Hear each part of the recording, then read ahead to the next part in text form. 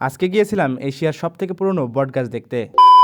আসসালামু আলাইকুম বন্ধুরা, কেমন আছেন আপনারা? আশা করি সবাই অনেক বেশি ভালো আছেন। আজকে বিকালে আমরা বাইকে করে ঘুরতে বের হই, আর আমার সাথে ছিল ফয়সাল আর বাদল। ফয়সাল বিদেশ থেকে এসে আমার কাছে গাড়ি চালানো শিখতে চাইছিল, এই জন্যই মূলত আমরা বটতলার দিকে আসি, যে একেবারে গাড়ি চালানো শেখা হয়ে যাবে আর বটগাছও দেখা হয়ে যাবে। তো আমরা এই উদ্দেশ্য নিয়েই বাড়ি থেকে বের হই। আমি আর বাদল ভয়তে পুরাই শেষ ফয়সালের গাড়ি চালানো দেখে, কখন না জানি সে ফেলে দেয়, তাই আমরা পিছনে বসে দোয়া দৌড় পড়ছিলাম।